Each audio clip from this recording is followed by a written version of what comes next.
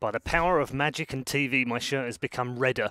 Yes, that was the offline qualifiers, and it was an absolute roller coaster for many of the teams involved. But it is time to move on to the major. We are here for day number 1. We're around about 30 minutes away from our first game of the day. We also have a record number of panellists who are former pros. In fact, all of our panel members are ex-pros, including the 2 that we have this morning. So let me introduce you to 2 men, one of which has a major to his name, a major title to his name. The other one has 1 match to his name. It is, of course, good morning to Fifth Lauren and Moses. Sounds a bit harsh. It does sound a bit hard. When I said that in my head, it was funnier somehow. It wasn't quite as hard. Sorry, Jason. Didn't feel funny. No, Paul. I thought you would refer that What to was you, and that's something else to me. And I was like, oh, here we go. Yeah. But this is great. Yeah, yeah, sorry you like about how that. this turned out? Yeah. No, he's good on this one, I think. Yeah. What do you make of the offline qualifiers? It's been a long road, isn't it? Last 3 months of Counter-Strike, from those very open qualifiers all the way through to the offlines. Definitely. It's a lot to take in, even if you were to follow it from day 1 to where we are today. And for the 2 years ago, it was quite easy to get to the offline qualifier, whereas now we have so many stops, so many people, so many teams from all around the world, and we have this offline qualifier extremely stacked. Yeah, it's a long road, isn't it? And there have been a couple of teams that made it through. Yeah, I mean, the tough part with something like this is like just how difficult it is if you fall out of like the legend status, right? If you have to fight your way all the way back, we see teams like NIP and Envy like not being able to do it. Like this is just a tough long stretch of the year that you have to go through. I think it's who was it? It's one of the teams that they had to play like 30-some qualifying matches even to get to the major. Yeah, it's Penta and Vega Squadron Lucky also them. played in the. I mean, Vega played in the open qualifiers as well. Very start of the campaign as well. I mean, let's talk about a couple of teams that didn't make it. NIP, your former team, of course, not here. Didn't even make the European minor. Yeah. I mean, that's incredible. When you think of it, like Jason made the point, you fall out of the Legends, it's become as much tougher now because it's a wider field, but you'd expect them to get to the offline qualifier at the very least. Didn't even make the minor. I think it's just very difficult because these are teams that you never end up playing against. Yeah, you're one of the best teams in the world. You're top 20 at the time, and you play against all these unknown teams that you have never even practiced before, so you never really know where you have, right? That's why I really like this system where anyone could potentially qualify. Yeah, there's former champions falling all over the place. It's not just down IP, it's also Envy as well.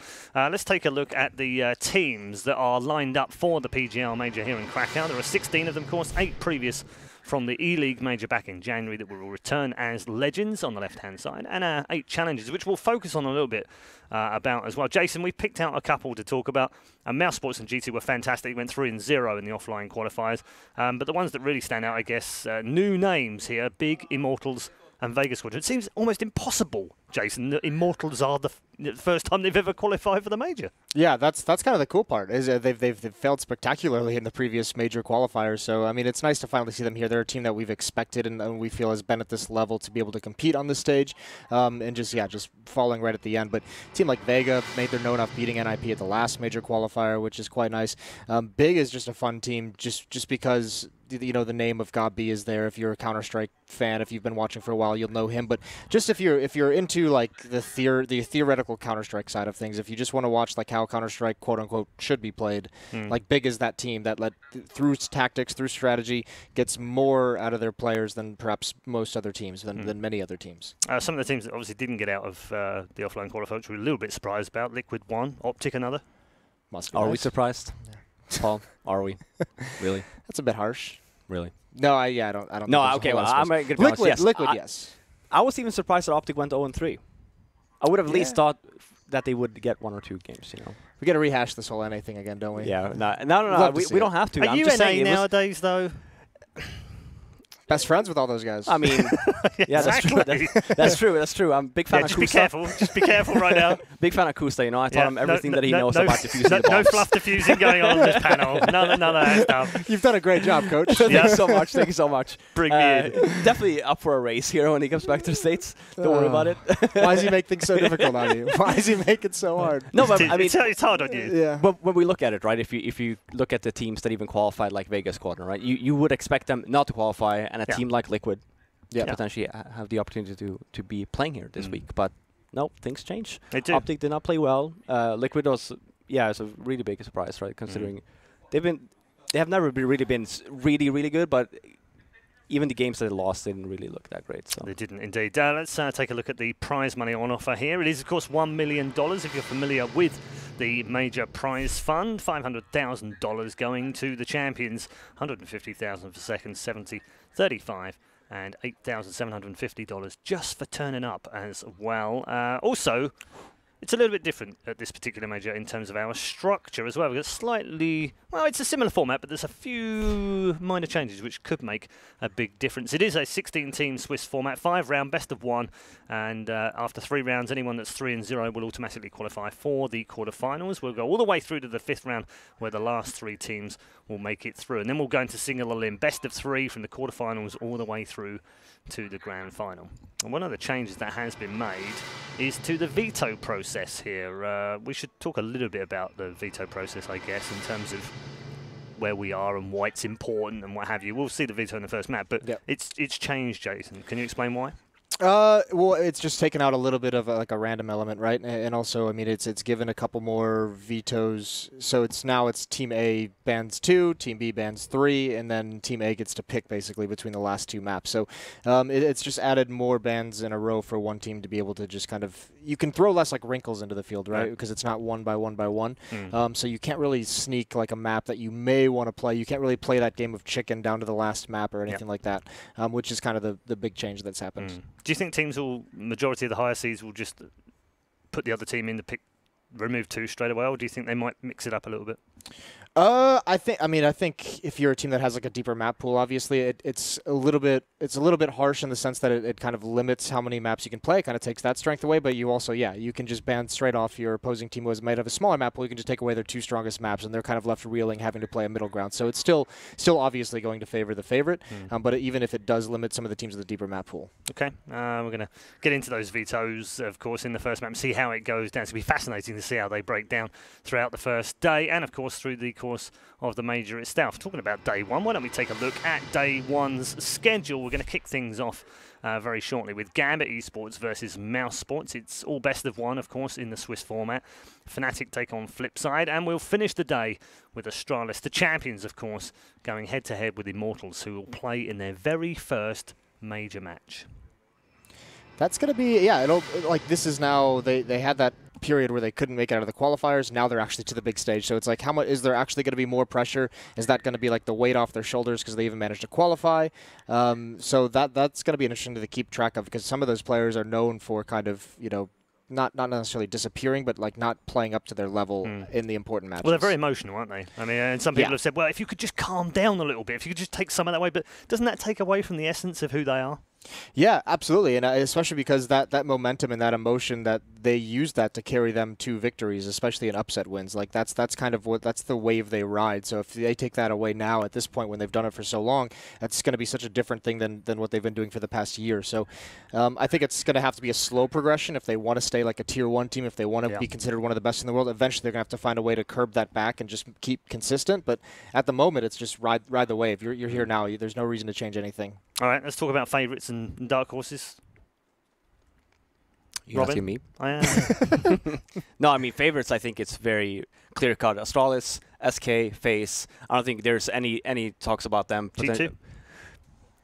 Not necessarily for me. I don't know. Not as a favorite. No, not as a dangerous favorite. Team. Yeah, definitely dangerous team. I feel like they're way too inconsistent to be counted as a favorite, whereas for FaZe past 5 events, I think they've been in the final 4 times. Astralis always, I just see Astralis and I just see consistency. Even if they don't win that many tournaments, I just see them all the time, at least in the semifinal. And then SK, I mean, SK for me, they were in a slump a little bit after FNX ended up being dropped. But now they've won 4 finals in a row. Exactly. If you include the football. And I definitely think that, including football, I saw half of that and I thought it was over. And then I was on the train and I go back. Out? Did you? I was on the train, so I cut off. So you tuned out? I tuned out. I was like, it's over. VP won done. this. Right. And you forgot about SK Gaming being really good in the late game. Unbelievable. That's what you did. I didn't even want to go back and rewatch it because I was like, no. Just a little bit. Towards the end of matches, SK always strong. Yeah. Even in football.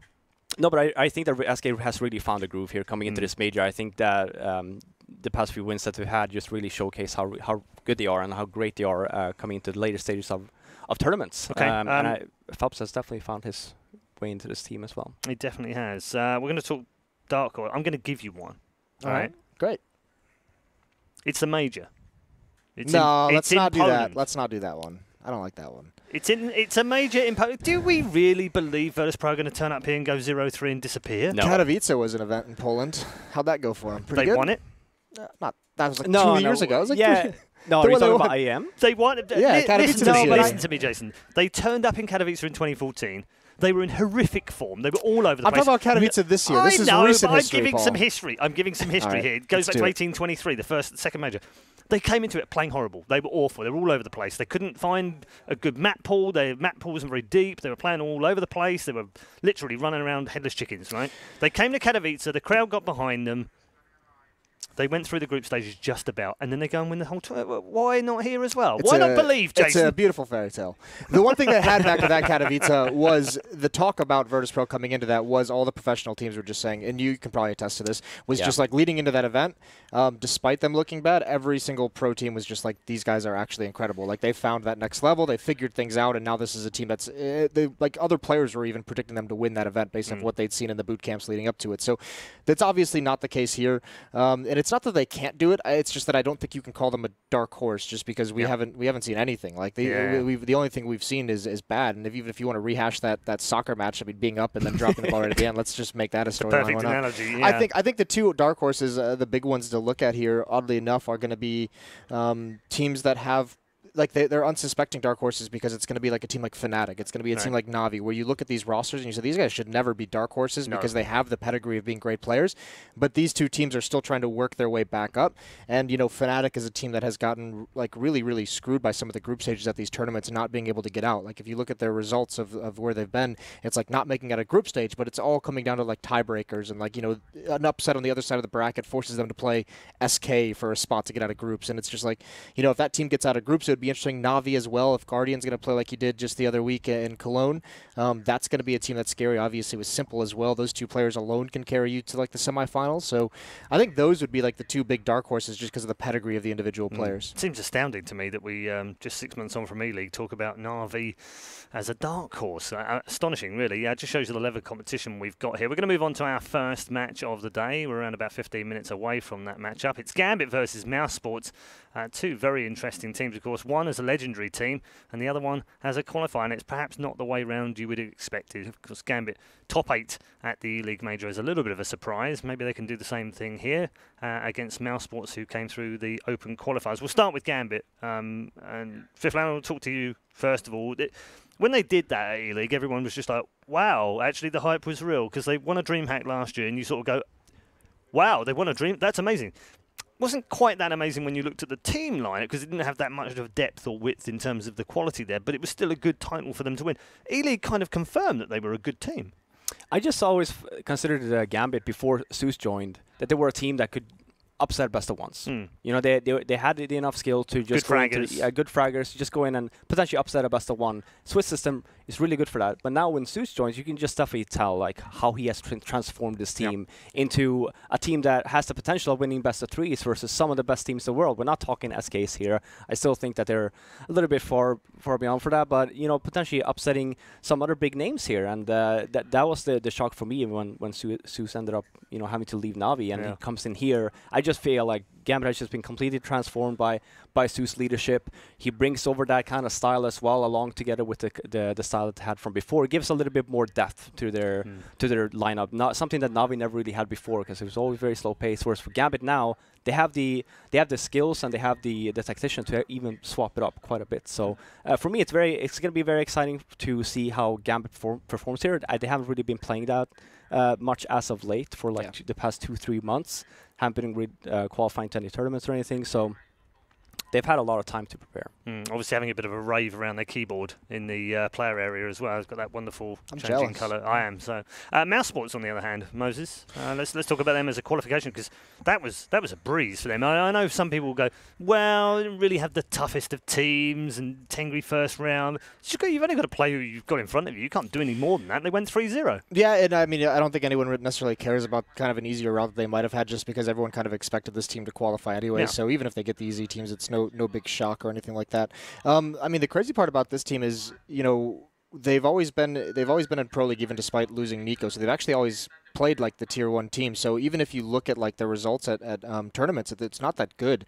But everyone's like really, really excited about this team because of the way, you know, Oscar's been playing, bringing in Rops and having this new player come in and be a star for this squad. And this team seems to have a lot more potential than the results we've seen of them lately. But it's kind of like time where they have to start actually showing it, right? Like you can't just live off of that for forever.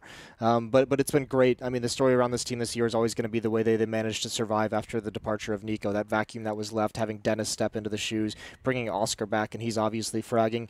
Rops is in, Chris J is playing at a whole new level, like, and then Lowell is like this young star. And if you want to think, if you look over at like the G2 side, like how Body has kind of transformed from this young player last year who didn't have a lot of experience into like a really good support role player, and now he's actually showing that he can be even more than that. I think Lowell is a very similar situation over on Mousesports, where he started out as like a role player out of necessity. He's showed some very good things, and now he can be given more and more responsibility. But there's sneaky a lot of firepower, and the very interesting thing about this team is tactically and in the map vetoes, a very dynamic team for just being like a team that you'd still kind of consider tier 2. They do things a little bit differently than most other tier 2 teams, and I mean the coach LMBT, you have to give a lot of props to how he's kind of, you know, geared this team moving forward.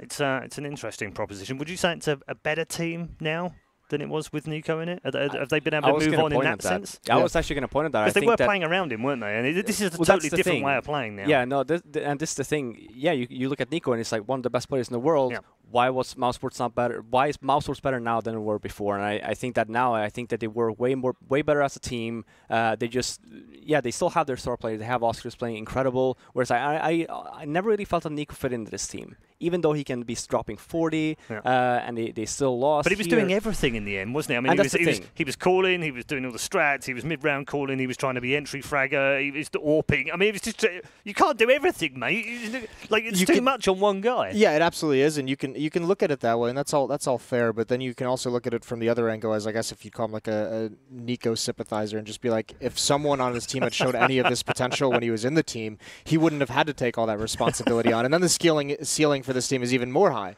Yeah. So I mean, you can look at it whichever two ways.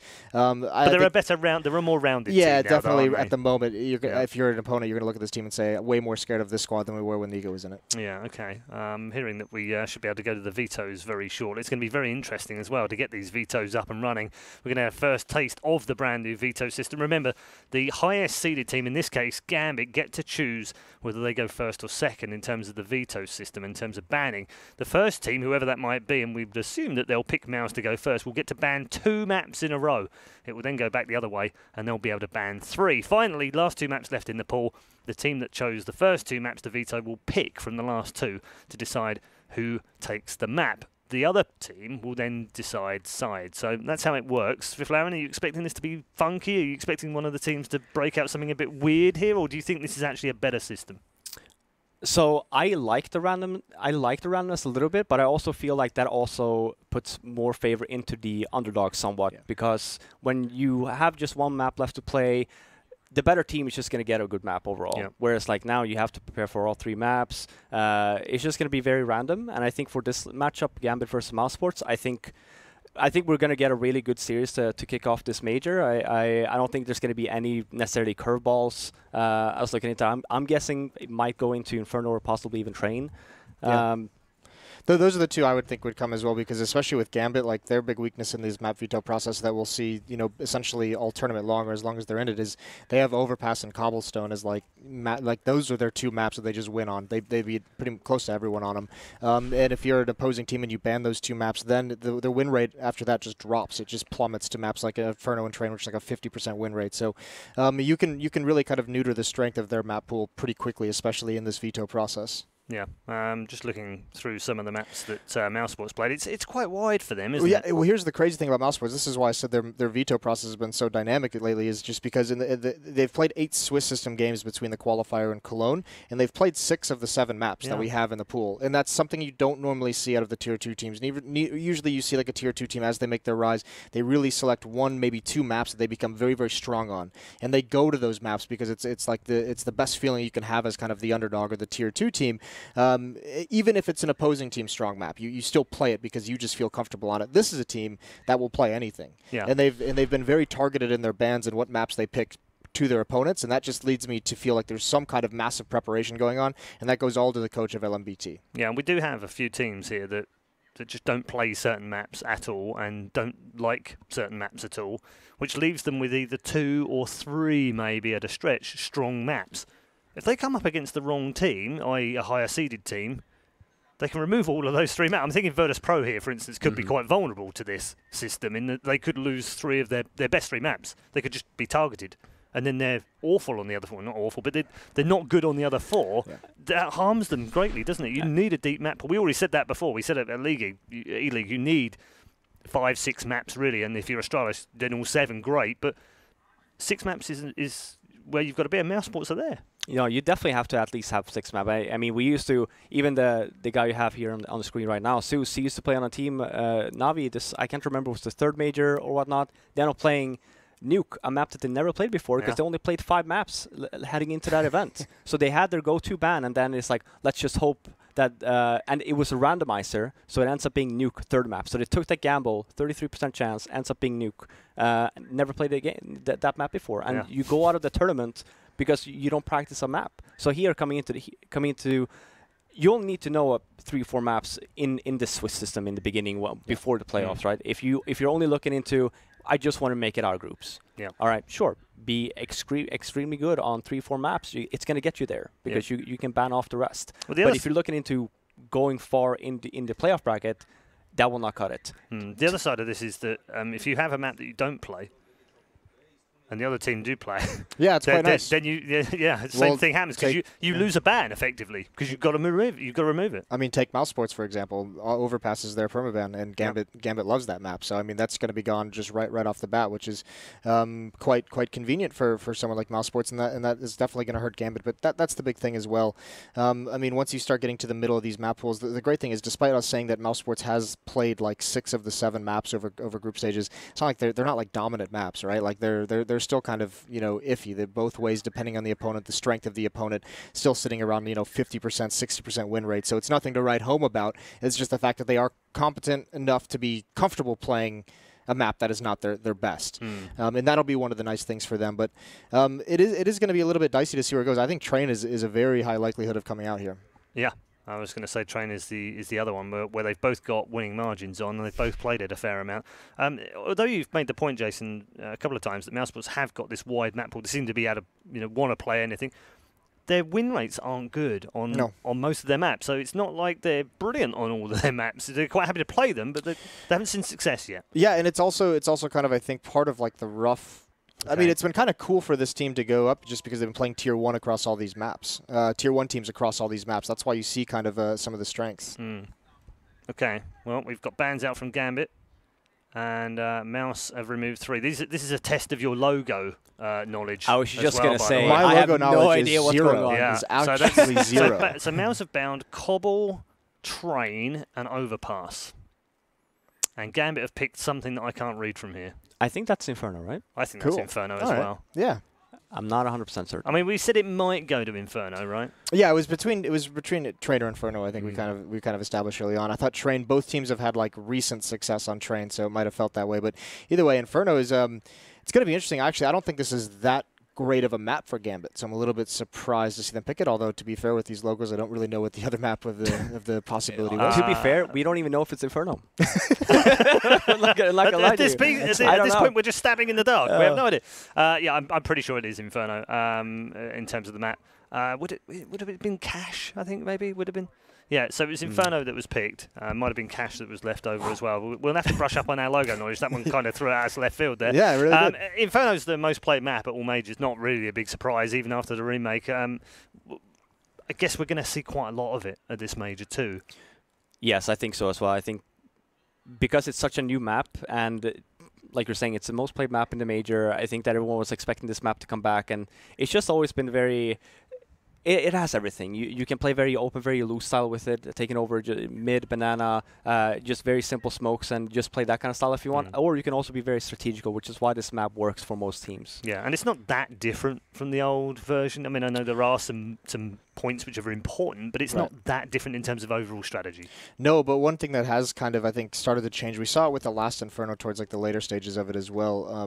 just touching the similarities, is economy is just like wins this map. Like the CT economy is so delicate and so fragile that if you mismanage it even just a little bit, you're in a lot of trouble. So right now at the moment we're seeing a lot of teams on the CT side, if they lose a bomb site too quickly before they can get rotations over, very long rotations on this map as well, they just give it up. They don't even go for the retake, especially early on when they don't have an economy established. Because if they go through that cycle of continuously getting reset, continuously having to buy without nades, there's really not a whole lot you can do on this map except play passively. And that's where terrorist-sided teams can either be very, very fast-paced and hit you when you can't slow them down, or they can just gain so much map control and they can just manipulate rotations and make you feel really, really awkward. So as a CT team, you have to establish the economy. And in that sense, it's actually pretty good for underdogs as well, because if they do get that economic break, you can just wreck teams on this map. Yeah, yeah, so it's going to be one of those fun things to watch out. Did you miss the days of Dust 2?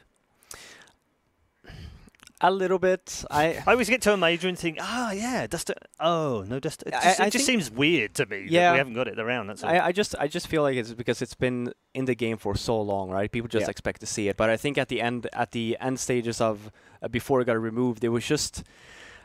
It wasn't necessarily that fun to watch. You had you couldn't really reinvent that map that much anymore. You took mid control. You really wanted cat all the time. As a CT, yeah, you could potentially just try and fight a little bit, but at the end of it, you fall back and you play retake A. Where are those 5-man long A rushes from CT? Yeah, it just doesn't happen anymore. And so that's why. Well, not surprised because it never bloody worked. That's why. No, but that's why I'm very excited. This is a very old map for this game, right? Yeah. And it's a very delicate map. It's iconic though, isn't it? You never know what's going to happen with the remake, right? Yeah. What we're going to get from it. And I really hope that it's not going to be changed too much. I think that they should still keep, the fundamentals of this map and change it up a little bit so it becomes a little bit more fluid, a little bit more on the T side, a little bit more strategical. So you don't just know it's like, okay, they have cat. That means two things can happen: A, push, or B, split. Because that's what you got. That's what you got all the single time. So like maybe some more openings. I don't know. Not going to talk about it. Don't want to get flamed. He's obviously working on the map himself. Doesn't want to leak anything. Duster, of course, hopefully back for the next major. Not here right now, but I tell you, a man who is here. He is a legend in his own right. He is a legend in esports. He's the only man that we've knighted so far in esports as well. He's the one and only Sir Scoots, and he's talking with both coaches. Thank you very much, Paul. I'm not sure about the knighted part, but I'll accept that. So I'm here with people we don't normally talk to. This week we're going to try to talk to a lot of the coaches all week. So I got the first two coaches for the first two matchup. I got Kane over here with Gambit. I got LMGT with Mousesports. So let's get right into it, guys. LMGT, yeah. BT, I keep saying G. So first question, a lot of teams have been nonstop traveling the last couple months, going from event to event to event. SK prime example, right? Looking at your guys' records, last 3 months on LAN, you've only played 24 maps and 25 maps respectively. So not a lot of time on the road, a lot of time at home. What have you been up to, and most especially, what have you been up to in regards to preparing for this actual match? Well, basically it's a bit wrong. We played less maps because we was not getting to playoffs. But our time on road exactly same like an SK. Sure. Because it started exactly from same tournament.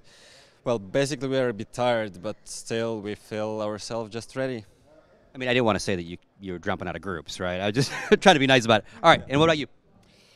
Yeah, we play 25 maps, but last 2 months we play only 5 maps, so it's not enough. But we have a good boot camp. We last 3 weeks live at our home, and we have many hard work about new strategy and try to good play in this tournament. And let's talk a little about the coaching role in general. It's changed a lot since Valve started allowing coaches in one way or another. Obviously, it's a little more restricted now than it used to be. So in some regards, it makes your time talking to your team even more important because you get less time during the match to talk to it.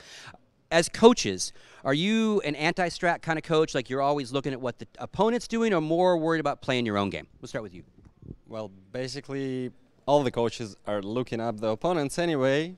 It's like you're anti-stratting or not anti-stratting is your question. Yeah. Like you can do it or not. We are basically done doing it a lot. We are focusing on our game much more. But about the coach rule in general, I think it's correct because it was some kind of cheat, to be honest, for me. And well, when I started coaching Mouse, the rule was already there. So basically now coaches are much more responsible for preparation itself, not for in-game stuff, right? Gotcha. What about you? Скажи, как решать спорные вопросы?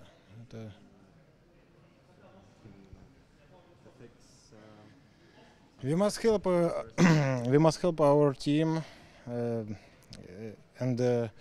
search right way and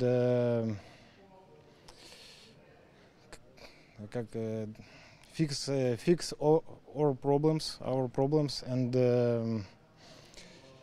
think.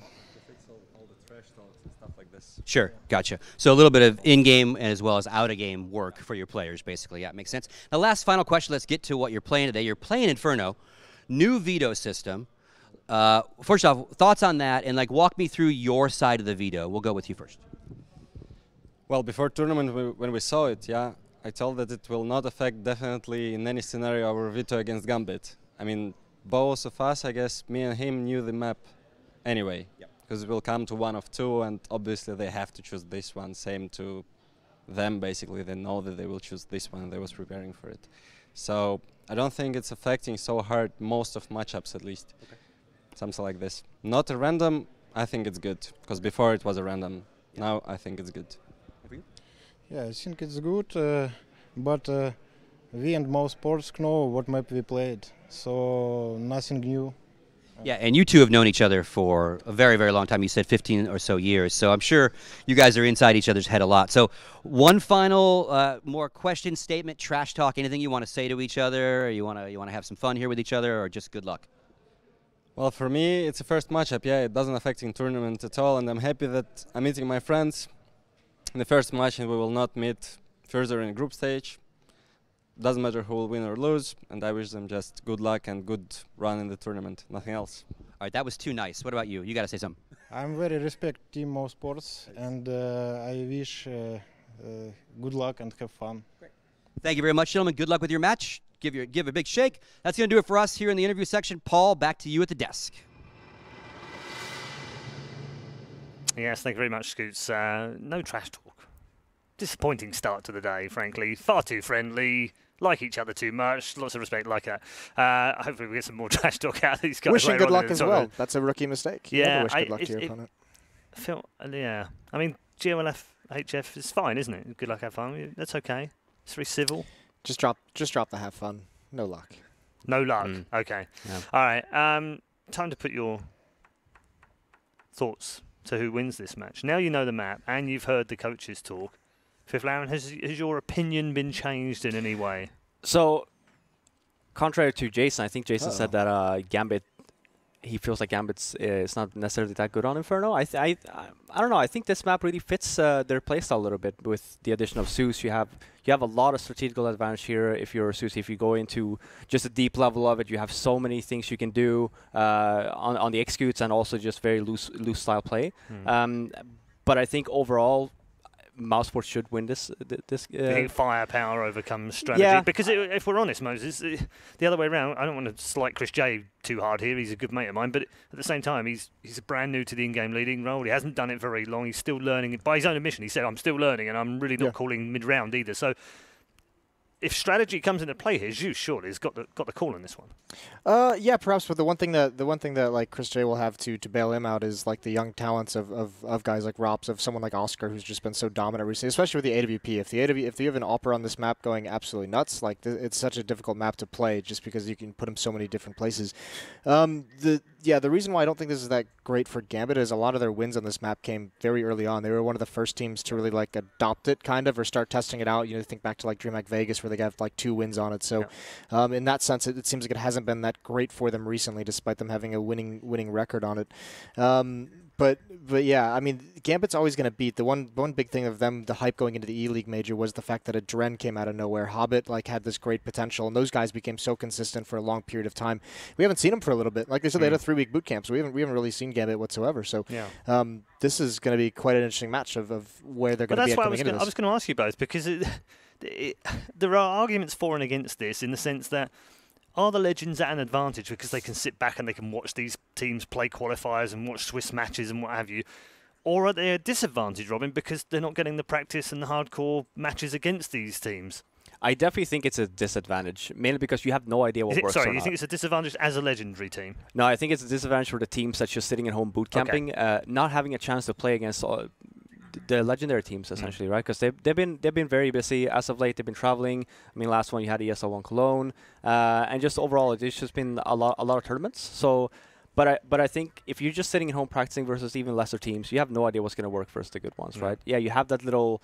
It's a little bit of a gamble because it might work, it might not work. Whereas for a team like SK, for a team that attends all these tournaments, you know what works and you know what doesn't, right? Even if people know what you might be doing, it's like, well, we've done this again and again every single weekend, and it still works. So yeah, I mean that's later on in the day and in the tournament that's going to come into a play when we see Astralis play, isn't it?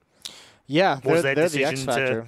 Yes, I was just going to say sit at home. Was that a good decision? Was it bad? We were going to know by the end of the day. I would imagine. I think for a team like Astralis, it's a good idea. Yes, I definitely agree. But I think for a team like Gambit, for example, I think it's a bad idea. Right. Because you want to hide, don't you? As Astralis, you want to hide things to not show stuff. In fairness to Gambit, Astralis chose not to do Cologne. I don't think Gambit was invited and they didn't make it through the qualifier. So I think they tried to go, right? It's just. Yeah, I mean, by their own admission, they played 5 maps in 2 months.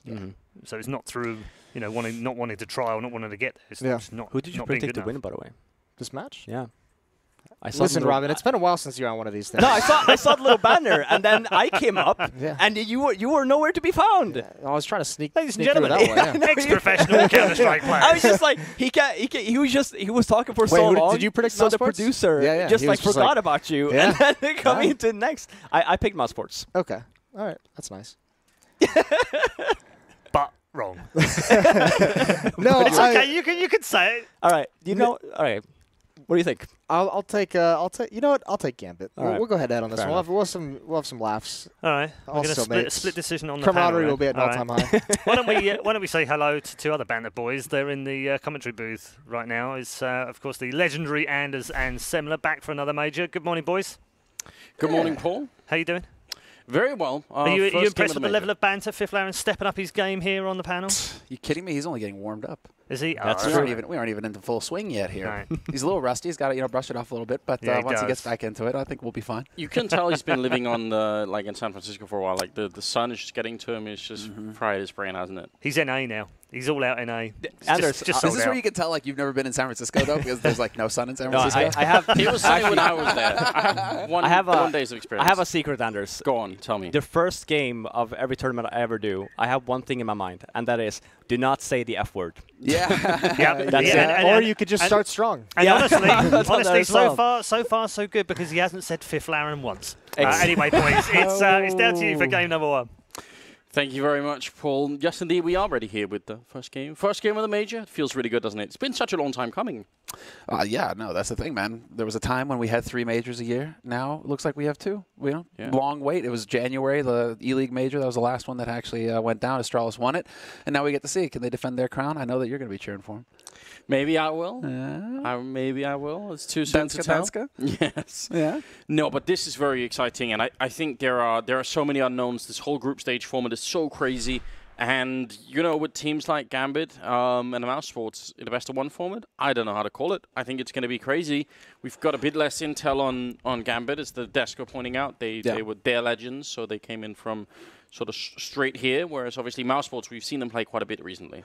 And I think that's going to favor Mousesports, to be fair. I mean, the fact that they've had a few more lands to kind of iron out the kinks, that gives Chris J more opportunity for experience as well, seeing as how he's the one calling the shots on the team, so it lets him get a little bit more comfortable. We've seen a very good level out of Dennis recently, which was very interesting, considering him and Speedy were basically the punching bags for the team when Nico was on there. As far as, Fifth can commiserate, right? Fifth will be there to give Dennis a hug every now and again. It's like, I know. But I think Mousesports right now, they've had more lands, and so they're more experienced. It's going to be up to Gambit to prove themselves. It's always very dangerous when you end up sort of not playing too much, but it sort of worked out for Flipside, right? Yeah. They just ignored everything, went in and made their way through the qualifying, which is sort of crazy. And honestly, I don't know. I think Zeus is hard-working in-game leader. I feel like he's going to have a lot prepared. I actually think this format is a format that works really well for someone like Zeus. He can study Mousesports so much before the game actually happens, and I think actually Gambit are going to be lethal in this game. You think so? Yeah, I think so. I think they're going to be really dangerous. And remember, since you brought it up, you talked about sort of the E-League major and everything. Remember how Adren was playing through some of that stuff, how good he was, right? He is pretty much like the one consistent. Yeah. Well, they have Adren and Hobbit now. Hobbit, right? And if those guys don't turn up, Gambit is just going to be dead in the water as far as I'm concerned. But then again, both of those players so good at showing up. Adren he's just delivered over and over and over again. So you always feel like you can count on him. But he's really going to be the linchpin for the team. No, I think you're right, and we'll see how it all pans out. They were very friendly with each other. Yeah, not too much banter going on when the coaches were talking, but I still think it's going to be interesting. Obviously, everything is on the line here, and we are going to be on Inferno for the first map of the PGL Major. So welcome, ladies and gentlemen, Mousesports versus Gambit on Inferno. Sapphire's doing our in-game of something. I love that they put that in there. It's really great. Her and DJ do an amazing job, so you want to see them every time, pretty much. Pretty much the premier duo now when it comes to observing. So I'm glad to see that yet again they're here at the Major. They were also handling it back at E-League as well. But Mousesports and Gambit starting us off. Inferno, classic map, most played map according to Red Eye. And so, good on him doing the stats. But more importantly, that this is a new map, and it's played fairly differently from what we've seen in the past. And it looks like the X-God has already been laid low, Anders. Yeah, apparently. Brief moment of disconnect before we actually get it live. That's fair enough. Don't want to start with any kind of issues. If there are going to be any, you prefer them to be before the game goes live. As a general rule, once someone has taken damage, that means the game is officially live and it's too late to sort of cancel anything out. But no one had, so that's good news. Gambit starting on the T side as well, Mousesports on the CT side. Very curious how this will play out. I think Moses was bringing up a good point in saying that so much of it comes down to the economy. We've seen CT side struggle on this map if they don't have money to buy everything they need. Well, that is kind of just like a standard, right? The rule is CT side, you need to actually get money to buy the incendiaries.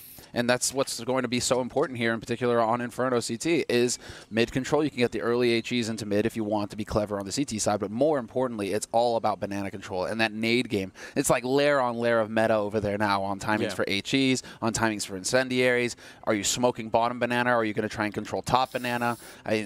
All of these teams, they actually have all sorts of different timings, which makes it really fun to watch CT side Inferno right now. Is, how are the CTs trying to deal with that nade game over there on that side of the map? I think it's much less important on the A side of things. No, you're absolutely right. And it seems like it hasn't really settled yet. People have different sort of opinions about how to do it. I've got my own strong opinions about how people should be playing it, and I routinely get pretty frustrated at watching people play Inferno, actually. But in like a good way, I think it's very interesting, and I love seeing how it develops. We did actually see during the actual major qualifier how differently teams play on A side now that we're talking top mid. I think actually Mousesports was one of the teams that were more aggressive, whereas a lot of teams are holding really far back. Like they're all the way back in the A-bomb side. As far as I remember, Mousesports were a bit further up and they were playing like close to Arch, close to Quad, trying to shut that down. Well, kind of how it's supposed to be played back in the day, right? I mean, back in the day, right? How you used to play is you challenged mid and you'd set up multiple points to fall back to along your way as CT, right? You're holding Arch side, you're holding the corner looking into mid. Okay, they come around that corner, you fall back to Arch, you fall back to the library corner. Okay, right? There's like step by step by step, you fall back, but you're getting information the entire time. And you're right, Anders, I think teams right now, perhaps because they aren't quite as settled on the map yet, they haven't figured everything out, they're not feeling comfortable playing that mid-information game, and so they just default into a very passive way of holding, which allows for the T side to just basically have full map control right off the bat. That's not what you want to do. You need to be challenging them. You need to be actually trying to play for that information. Yeah, I agree, and it can't be that people have forgot. I think it's just that it's a bit more difficult holding apartments now. Yeah. And so when people don't have control of that, they feel like they can't control quad anymore, and then, they just sort of fall further and further back. I think that's super risky, but we'll see how it plays out. I'm really interested to see how Mousesports will approach this, and I'm really looking. I think watching any of Zeus teams is so much fun. So I'm always a big fan of it, and here it comes. The game is live. We're going to see what happens. Dennis making his way towards the middle, probably just for a quick spot. Can he make the jump to second mid? That's really smart. This is really low risk and really high reward, and so is this shot from Oscar. A second headshot as well, taking down Hoppet. Now we're officially live. Yeah, action is in. Chris has gotten tagged down, but that's not the end of the world here because Oscar, we talked a lot about the heavy hitters on Gambit, but I mean, Oscar in the major qualifier, he had some insane rounds that where he just showed up and laid low everybody in his way, and so he is going to be one of the players that you need to keep an eye on here if you're a Mousesports fan, if you're looking for Mousesports to win. A lot of this is going to come down to him and Rops. Don't know why he's still challenging. That doesn't make a lot of sense. You're playing a 5 versus 3, and it's a best-of-1 game, so just fall back and play it safe. Let them try and figure out how to get into a bomb site. 2 men stacked in pit as well is such a safe and strong defense on Ace. I actually love this setup from Mousesports. I think this is a really good call. Quick rotate possible from Lolo, and he's got the kit as well. Yeah, and that's super important, obviously. So, yeah, I think they're pretty much in the perfect position here. 40 seconds for Gambit to try and make their way through. They've put in the smoke, so now they're definitely committed. Going to try and make their way in as Chris lands a headshot on Adren. Zeus trying to get the bomb down. He's going to have to cancel it for the moment. He's going to get one more frag in. And can he actually get the bomb down? This would be huge right now for Gambit. 5 versus 3 into a 1-on-3 with the bomb down. That's not bad at all. Did they spot the gun? I think they did. Yeah. And so he's kind of pinned in here, facing 3 players. We'll find it. No, Rops! Headshot on Lowell. The team kill coming through. And Zeus, he realizes they have to close quarters. He wants some more bullets in the gun. Unfortunately, he forgets to reload it, but it doesn't matter. Rops hits the headshot anyway. But you got a bit of a picture-in-picture there of Oscar. Man who started Mousesports off very strong here in their first map of the major. But that's what he does. And Anders, you're right. Why is he challenging Top Banana again at the beginning? But that's just Oscar. Oscar is an aim-driven, just duel-driven kind of player. Yes. He wants to get in there. He's always looking for fights. Even when it may hurt his team, he's still looking for fights. And that's his quality, is that sometimes it actually works out for him. He pulls the crazy play. What a hero as well, saving Chris. That's a 3rd headshot for Oscar in that round. And the fact Chris survived on 11 health, and he got the headshot when they actually entered the B-bomb site. So even on 11 health, you know, still there and still obviously, lethal. So what a way to get started. AK-47 has been picked up on Adren. That's crazy. You get the bomb plant down, traditionally speaking, you're going to be saving until you can get the AKs in the 3rd round. But Gambit, they're putting on the pressure and stepping it up right away. I'm really interested in how this will work out. Hobbit, going to lose that fight early on. Adren, what can he give us here? It's fun to see that it's Zeus who's taking the hit as well for this AK. Down to $150. He's going to go with the Tech 9 in the next round. Look at this. This is a boost we have seen really rarely on this new version. He's going to win the battle against Chris, but now Mousesports know this boost used to be insanely popular, and people do it with the AWP on top, but we have almost not seen it on this new version, so it's great that we finally do. Stealing the FAMAS. Doja has body armor as well. This is doable. This could be done. Absolutely, this can. Because they've kind of skimped. It's Lowell with an MP9. He does have the rotate coming in from Oscar, but Oscar has the UMP. A little bit more confident in the UMP up close. But with these AKs, we're seeing some of Zeus's old style as well, right? There we go. We get that start. Now we're just going to run down that clock, wait and see if Mousesports is going to make the play for information. Then we can punish that. But now it's starting to get to the point where 30 seconds left, and Zeus is once again in his element, executing onto a site with very little time left on the clock. Yeah, you're absolutely right. This is the kind of Counter-Strike that we really expect out of him. Doja swapped in for the AK instead. We're down to 15 seconds. That's so little time. Zeus will pick up 1 kill, and Robs is now hiding. Great turnaround and picking off Zeus, who's trying to jump up on that scooter to get the kill. Doja gets a headshot, but it isn't enough. They've done a lot of damage, but eventually they're going to lose the round anyway. Where's the AK? Did he not pick it up? He didn't save it? I don't think he did. That's... Oh, he didn't. That's such a shame. Did it fall underneath the cart or something? Yeah, it looks like it. It looks like there's some unfortunate turn of events there that meant that he couldn't actually pick up that AK. Get CSGO'd, bro. Oh, that sucks, because, I mean, you literally just got gifted. It's like a party favor, the best one. Here, we forced with an AK. We didn't actually win the round, so you get to keep it now. That's so frustrating, especially in the hands of Oscar, who's hitting headshots left and right. On CT side, triple nade down mid. Yes, but then they choose to run right into it. Mo sprays down Dennis, and the nades just go sailing harmlessly past Gambit in mid. This is such an aggressive and powerful early buy for Gambit. They got 3 kills in the last round. They only bought on 2 of their players with armor and 1 AK, which means they can still sort of make this round work. I mean, it's a Galil and it's a UMP and a little bit more, but this is just fine. It's a way better buy than the one Mousesports has. Yeah, because Mousesports thought that they full bought last round. Yeah. They thought that they forced last round. And so they're like, oh yeah, anti-eco farm, let's go with the SMGs, make some money. Oh wait, they have rifles. We fell right into it. Great trap set from Gambit, and Mousesports walk right into it face first. Man advantage now for Gambit, and this is really going to favor them. They still have a decent number of nades to work with as well. 2 smokes still in play, so they can go for that B execute. Bit of a deep grenade. Not going to tag anyone. Chris playing alone close with the UMP. That's a great headshot to begin. Perfect. There's a lot of damage to Zeus, and yeah, this is that's very important. If he goes down, you wonder if the B bomb side isn't just going to almost fall immediately. And then they get the boost up as well. So if you want to go for that CT smoke. Oh, Oscar gets caught out in the open. This is going to be the big opportunity here for Rops. And sure enough, he will not miss the chance. Can he get the follow-up? Yes, he can. And now he just needs to stay alive. Man advantage for Mousesports. Rotation coming in from the B side. But that's all good because so long as Rob stays alive here, it's a thorn in Gambit's side, and they're going to have to deal with him eventually. Bomb is finally going to be going down, and Mousesports feel like now is the time to strike. Rob's missing a chance for a kill, but it does leave Zeus on just 4 health in the pit, and he's going to get taken down by Lowell. That's very smart, and it's a good job on Mousesports to wait until they hear that bomb plant sound, because Gambit wasn't really in a position to fake that too much, so you got to appreciate that. Some really tough rounds early on here. Well, that's where Zeus's style can come back to bite you. If you're running the clock down low every round, well, Mousesports are going to start getting used to that. They're going to start saving their utility until later into the round. They're going to start playing for the late game, right? Air quotes. But also, if things go south, like Rops killing 2 of your guys and then staying alive, you don't have much time to maneuver. You have to get that bomb planted, right? You can't just waste another 20 seconds waiting for the rotator or hunting somebody down. You're really trying to get that bomb down to have time to work with. So very quick thinking on his feet there from Robs. He played that situation perfectly, I think. And it's a 3-0 lead now for Mousesports on the CT side. Double op and play here as well for the CTs. What a heavy investment for Mousesports to begin with, but it pays off just fine as Mo was trying to lurk away down there. That shot probably wasn't as easy as it looked with the X-ray on. I suspect from Oscar's point of view, there was a bit less to see. So it's a pretty good shot after all. And he's really mobile, moving up into apartments as well. So Gambit, see how they do in this 4th round. They've put so much pressure on Mousesports early on here, but now they're starting to run out of money. Even with the bomb plant, it's not quite good enough. Yeah, they've gone for the full. What they're hoping for here is just the bomb. But I think it's going to be a half buy regardless in the next round. Even with the bomb plant in this sort of round, you're not quite getting max money yet.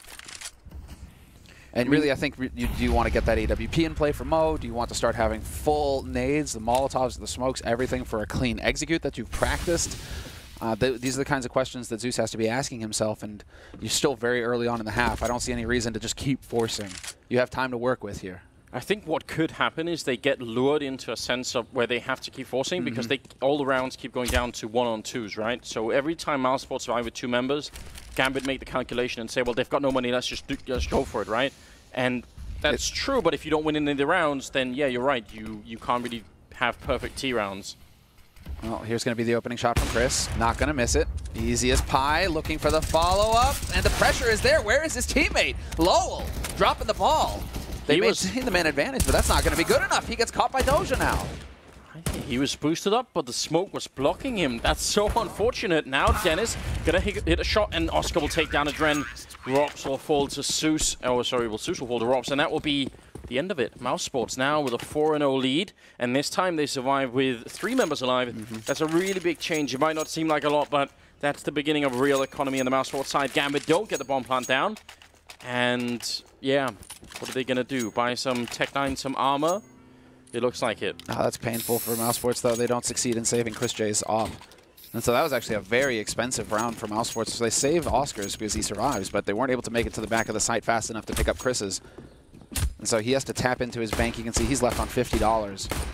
Whereas over on Gambit's side of things, well, it is going to be that save. So Kevlar, some Tech 9s, a couple of nades on Zeus, quickly into apartments. Idrin looking for the shot, trying to bait it out. Dennis holding short, though. And he will eventually get the spray. Headshot wallbang on Adren. This is very interesting. Hobbit actually hasn't killed anybody yet either, and we're sort of talking about him as one of the potentials to really have an impact for Gambit. He has not had a good start to this game, and that's obviously a problem. Chris, with a flick, he did hit that shot right through the wall. There's no reason why they should take any risks at all right now. Again, Mousesports, just save all the weapons. If you have a flawless round here, that will obviously be a problem. Well, I want Zeus to call a timeout here after this round. You have 4 30-second timeouts. Get one into play. Right now, it's going to be the big key round here at the beginning of the half before you start moving into the half of it. And so, there we go. Follow up. And this is just a turkey shoot. Low will eventually go down, but that's all right. But now's the time if you go for a timeout if you're Gambit. because you get the full buy finally. You have 6,000 on Mo. You're going to have all of your nades and everything you want to do here. So, I mean, take the extra 30 seconds to discuss and figure out where you're going to go with this. But it doesn't look like that's going to happen, Anders. Doesn't look like it's going to happen. Something interesting to think about here, now that Mo has the AWP picked up, is that Oscar and Chris, but more so Oscar, has been really showing that he wants to take the fight. Yeah. So there's a good chance that the T side here can actually get that fight early on. What in the Sam hell are they doing? Down the middle as well. This is madness, just pushing into second mid, trying to go for the spray. Dren will pick up one. Dennis with the refrag, and Doja's there. It's just an all-out brawl, and Chris to finish off Hobbit, and it's a 3-on-3. Chaos. What the hell? I don't know, man. That's just chaos. That's a BDP right there. To just say, you know what, CT, we know they full buy it, and we're just going to charge mid anyway. Mousesports are trying to just completely mess with Gambit's head right now. They do not want to let Gambit hit their stride whatsoever. When you think that you're going to get a nice and easy round, Zeus, no, actually, we're just going to turn it into a chaotic situation where you're not going to know how to react. Luckily, the team flashes actually cost Mousesports an extra player there. I think it was Rops. Yeah. Who just got caught. He was flashed, he got caught in the back. Unfortunately, that could have been an even better situation for Mousesports. A bit scary at this point in time here. Gambit down 5-0. They need to find a way to pick up a round and put the pressure back on the Mousesports team. Oscar at a bit of an off angle inside of that bomb side. At least he was holding a bit further out. That's more of the standard kind of setup. But yeah, I think there's a... makes sense to try and hold that off angle just because you know you're going to get probably smoked off. He's going to jump on top of the smoke instead to try and challenge it for the moment. If he does it now, Mo is waiting for him. Sees the gun barrel, almost takes him down. Bomb is going to be planted. Zeus with a headshot through the smoke. And with 20 seconds, it's going to be a 2-on-3 for the retake. Yeah, perfectly done. And Mo going to be able to spot Lowell jumping in through CT as well. Chris not going to have anything to do with this. And the money, it is still all right on Mousesports. They will get a good buy going into the next round. But Chris needs to save this AWP, make sure he backs off. And we'll see if he actually hands it over to Oscar or not. Yeah, very important, I think, that they save this just one gun, because Lowell is a bit low on money. But everyone else is, yeah, is in a position where they could still buy. So definitely important. Glad to see that from Zeus, however. Because usually you're going to go to the B side, right? You know, you're going to go to the smaller side. There's going to be one guy holding there. You've got the 3. He grouped his guys up. He didn't leave a lurker or anything like that. He was like, we just group as 3 and we bum rush the site, and it was a perfect call. It works out. The fish lost Semler. They're all exploded. The thing is that those fish being so close exploded. Were there fish to begin with, Anders? Because there's not going to be anything left. Fish soup. I think Moses was trying to point that out during the last tournament, so we'll keep that alive for the moment. But yeah, that's actually a flawless execute from them. They don't lose anybody. It's a 3-on-3. They finished, all 3 members alive. So that's big news for Gambit. That's also a bit of confidence being built. You don't want to have a slow start in the major tournament, and with this Swiss format, it's so hard to make your way through. Like, it's really brutal. So yeah, I'm curious how it'll play out now for Mousesports. We do have the tactical timeout being called for them, just to try and settle everything down, slow it down, make sure no one gets panicked at all. And they still have the double open to play. Yeah, I'm pretty interested in the fact that Mousesports, this is becoming their go-to strategy. This is the first tactical timeout here used by Mousesports, not by Gambit, so Zeus benefits. They bought an MP7 too many. I don't know why people are buying the MP7. I guess because of the accuracy, the run and gun accuracy on it. It's pretty good. But I mean, UMP, MP9, pretty much the only 2 SMGs you should be buying. It's going to be people who want to argue with you about that. Well, sure, they can, but it's cost too much. The MP7 costs too much versus risk. Like, when you have the MP9 or the UMP, why would you spend even more money on an MP7? Yeah, it's true. Dennis with a good spray on one, but not enough to get the second kill. Hobbit now being put into play, and it's about time that we see him do a bit more here in the first half. Rops up on the railing, just waiting, and it's going to be a lot of people peeking you at the same time. He overpeaks the corner. Hobbit gets the kill, but Doja goes down, and Oscar's going to fail it. Hobbit with a third of the round. Took him a while, but now that he's finally here, it's looking really good. Mo to pick off Lowell, holding it with the bomb all the way back there. Imagine if he goes down instead, but he doesn't, and now Chris has moved all the way up onto the side. It's a 1 versus 2. I don't think they can guess that he's here. I don't think they spotted this. No, this is an incredibly unlikely position. Might not have. I don't think they will have heard the scoping either. So this can actually work for Chris. He's spotted. The game is up. Wallbang down to 9 HP as well. Terrific damage, misses the shot, and now he's stuck. And Mo, he's not going to wait around. Hobbit, you're the sacrificial lamb. But it's not going to matter. He will survive in the end. Managed to get that kill on Chris J. But Mo not wasting a second. You know where Chris is? Great, he's stuck on the A site. Instantly rotates off, takes the bomb towards B. Smart play coming in from Gambit. That has allowed them to chain 2 rounds together here in the T side. Great, the Mousesports economy, and I think what we just saw is a prime example of how disciplined the Gambit team is. Because I actually think most people, because they know Chris is playing the B-bomb side, once they get all those kills, Hobbit opens it up with a triple, you just go and plant the bomb right away, you know, just run up, get that bomb down. But they clearly sort of said, we don't know where he is, just slow down. Don't do anything until we know. And then when they found out, you're right, they even tried to put the bomb over at B instead. So that's wonderful, that's very good to see. Now it's 5-2, and Zeus knows they don't have any armor. Woo. Nice HE, and Mo, he doesn't even let a teammate take it. No assist here. Claims the kill for himself. He wants those eco frags. Zeus with the MAC-10, of course, wants to do the same. Build a little bit more of that economy for himself. And this is just going to be the run and gun here onto the B site. They're figuring it out, that this isn't in fact a stack, and that they should be able to just walk onto the site now and get the bomb plant. Yeah, and it's so risk-free with the MAC-10 leading the charge. Like, you've got no worry at all. You see Zeus doing a fine job just checking all the angles, and it's going to be an easy enough plan. I wish Doja would follow up with the rest of the team, just so that they can never lose the AK down there at the bottom of Banana. But ultimately, this is all going according to plan here for Gambit. Suddenly, this first half is looking very open. Oh, that's a nice headshot. Lol, taking a kill. It kind of makes me sick to see Ops, though, getting kills in anti-ecos, right, Anders? Because, I mean, like, if you've invested in, like, the SMG, yeah. MAC-10, right? Or even a rifle, or a pistol, right? You're getting $300, you're getting $600, and then you got the Op that gets a kill in an anti-eco, and it's like, well, you only just made $100, man. You know, like, maybe leave it for Zeus to find that kill in CT, because he's hunting right now, you know? Let him get that money. But, hey, man, stats. I was worried about that AK getting lost down there, and it just did, and they can't really catch him either, so unless they know a really good wall bang through that wall with the AWP, which is possible. But that's a big slip-up if you're on Gambit's side, giving away... I mean, it's not so bad that Zeus goes down. Maybe it's a bit annoying that he gets to save the Molotov and the MAC-10. Right. But it's that AK that's definitely an issue. Is he really going to hold on to the MAC-10? Yeah, I probably, why not? Like, I mean, as long as you play the right position, that can work. But what I really hope happens, yeah, is that they go aggressive with it. Yeah, he plays B, so I mean, you've got some close angles to hold, but it's like the MAC-10, I don't know, it feels like just a little bit of a risk. When he has 2,000. Just let Chris flash him in, you know, go to the corner and then let Chris set up for a flashbang. But instead they are going to fall all the way back, and we'll see. 9th round is coming up. Gambit have won 3 in a row after the initial tyranny of Mousesports. Got a much more passive setup this time for the CT side, except for Oscar, who's playing forward with the UMP. The other two are playing towards the pit. He's just waiting for that go signal to get that incendiary down. Just waiting. There are the nades, and there's the incendiary.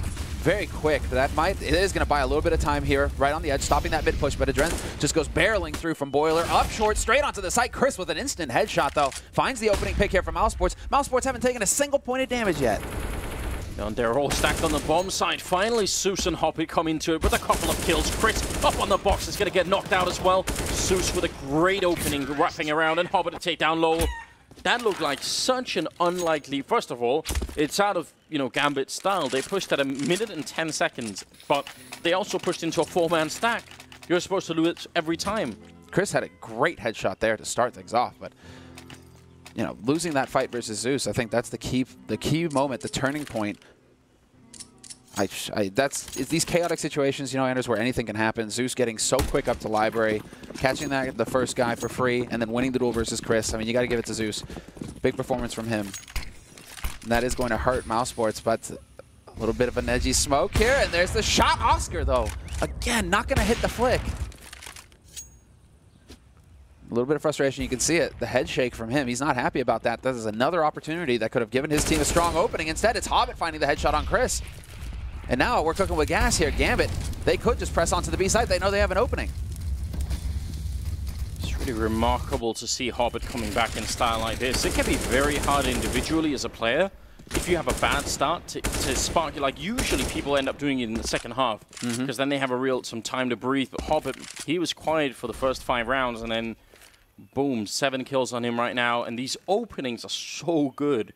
It really makes a big difference. And Mousesports, look at the gamble they're taking. They're saying, listen, we're not going to be able to defend this having 2 on either bomb side, not with this weaponry and not with the lack of grenades. We're going to have to go for the stack. I like this a lot. Multiple flashes are going to go sailing in. Very clean execute here so far. Dennis, however, not going to spot the man going through the smoke. Yes, he is. Drops right on top of him, but he loses his teammate Lola in the meantime. Not going to get lucky through the smoke, maybe with the spray. Oh, what a shot from Moscow, right through the coffins, taking down Zeus as he was planting, but in the end, Adren just comes charging through, and even with the stack, Mousesports are still going to lose the round. That could have been something there. If Oscar had managed to get back after that shot, if he could have got far enough back into the ruins, that would have been interesting. 5 for 5 now. Scoreline is all tied up moving into the 11th round, and Mousesports economy, I mean, it's almost like the panelists know what they're talking about. They were talking about this, whole CT economy. Kind of important. I mean, you lose rounds, and now this is just that half-buy situation now for Mousesports, I think. If they force here, they're really giving Gambit the chance. But if you let Gambit get up onto 6 rounds, then you get your buy. If this double op strategy is really key for you, you need to have as much money as possible to make that work. It's a very risky strategy. And so, well, not sure who took the timeout here. I think it would have been, I think it actually was maybe a technical thing. I think Lowell lost his sound as far as I can tell. Oh, okay, it's a technical. Yeah. So we'll get that cleared right up, and then everything should be good. Actually, it's already fixed. Who are these PGL admins that just snap of the fingers somewhere and they're on it? It's good work. It's almost like they run tournaments all the time. It does feel like it, doesn't it? Like it's a well-oiled machine over here. Hobbit is going to stick on the MAC-10, which is all right, but they do have body armor on Mousesports' side. So they've sort of invested a bit into this round, Mousesports. Are you okay with this? I'm okay with this. Yeah, that's the whole point. Like, this is what they need to do. If they're going to go for the double AWP, they need to just be willing to take a round in the teeth here. They give themselves a chance to do some damage and, maybe win it. But the main thing here is that they're going to be prepared. Come on, Chris. Took it a little bit of time there to finally get the kill, but they have the man advantage, and they got the info. Quick rotate over, and Rop's holding aggressive in Palace and Apartments. It actually works for once. You just have to love watching Rob's play. Like, he's very young, and his aim is so crisp right now. You can just tell no hesitation at all in getting that frag and putting Gambit in a bit of a strange position. They still have the weapon advantage, but they're in a 4-on-3, and now Dennis is going to move closer with the CSET 75. Back at that bomb site, Chris J with that MAC-10, he might be the guy to actually hold this and keep it alive, and smartly using the 5-7 as well. Yes, and he just needs to sit tight. Let his teammates work. Because they're still low over on the A side, but he's holding passive graveyard. They have very little information to go off of here right now, Mousesports, except that, well, Gambit, they've infiltrated CT. So they can still swing B or A. Yeah. Adrian is just, all he's waiting for is for somebody to peek on this B site. Look at the thought that's going into this from Gambit's point of view. They know that it's really risky rushing onto that B bomb side. That's probably what they wanted. Now they are eventually going to have to do it. Grenade comes in. Chris is gone. And he saw that he hit the shot. He saw the blood on the wall, I believe. And Ren, he's going to get that kill. Mo with the refrag on Rops. And now the bomb is going to be going down for a 2-on-2 here. Very hard for Lowell and Dennis to do anything about. But Mo almost getting caught. That could have been the moment. That was it, but they have recovered the AK. Now Dennis instantly swapping to it, but there's the first pick. Lowell trying to slow walk his way in, hoping for the backstab, hoping for Dennis to draw too much attention to himself and give him the opening. Instead, it's now Dennis in a 1v2. Caught in a crossfire. He's got a kit and Kevlar, but they're going to peek them together. Dren went first, but his teammate Mo wasn't far behind.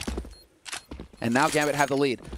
Still, that was a round of eco for Mousesports. And they succeeded in doing quite a bit of damage there. That was a very good job, but it's also a great job from Gambit to, like, once you get into CT spawn, I can guarantee you the pressure is on to do something. Like, the whole team is going to be, sort of the jitters are going to be there. It's like, come on, we need, like, and Sush just slows it down. He says, no, let's just hold, like, right now, we're actually just defending CT spawn for a long time. And then eventually they see the opening. It's just very smart. Again, very disciplined. You have to appreciate that the team is so structured. Like, there's no doubt that everyone is listening to Sush right now. 6 and 5. They've won 6 rounds in a row here, Gambit. That's impressive. once they've taken control of that economy. Mousesports, they're fighting hard to get it back, but Gambit are just not cooperating right now. And once again, moving into apartments, but Oscar has the aggressive angle, and he will find the shot on the edge of the smoke. Loving to see this. By the way, that corner that Oscar is standing in is exactly where the bullets land if people start wallbanging. So that's a huge risk if he's just sort of lingering there for a long time, but this time Gambit won.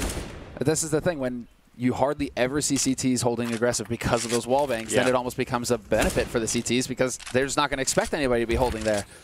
So now maybe you start wallbanging again, you hold somewhere else, you give up Palace. The mind games, they're real. That's bought a lot of time here. We're down to 45 seconds already in this clock. Oh. Mo, gotta be very careful. Rops is gonna sneak his way through. And he had a bit of backup up top as well, so 2 opening frags. And a third one for good measure. Chris J in the B-bomb site. Doja and Zeus gonna be in a lot of trouble here. Doing damage would be really valuable right now. Zeus is low on health, and they're starting to make their way in. They get the kill on Oscar at least. That's a good frag. They're doing some damage here. There's still a chance. 19 seconds. Chris still alive. Spots out Doja, boosted over the smoke, and he's still low alive as well. As soon as Zeus pushes around this corner, he should be going down, but it doesn't matter. Chris will go for the peak quick enough to find the shot. And so Mousesports, they've tied it up 6-6. They finally end the streak. But there's plenty of money to buy here for Gambit, and so the pressure is still on. 3 rounds left in this first half. Who's going to come out ahead? Mousesports can't let it go now. If they lose this next round, then it's a lot of trouble for them. Chris is looking tuned in as well. This is the sort of Chris here that everybody likes to watch.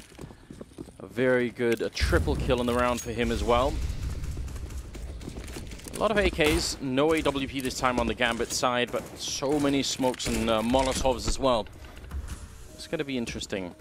Lots of positions you could probably Molotov on this map that people haven't found out yet. But look at the aggression from Dennis up in Palace. Or no, is he boosted on short again? Yeah, okay, he's boosted up on short. I was about to say, like, again you're going Palace. This is starting to get a little bit on the edge here. But this is, you see how passively like Adren and Doja are working their way through Palace now because of, through AAPs, right?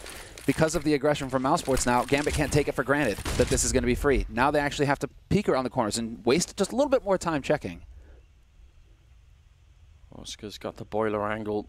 Duran just a couple of steps from losing his life. Instead, with the grenades coming in, he's going to be falling back. Rops not hitting the initial shot. Dennis with a great triple spray down, knocking out Adren, Mo, and Hobbit.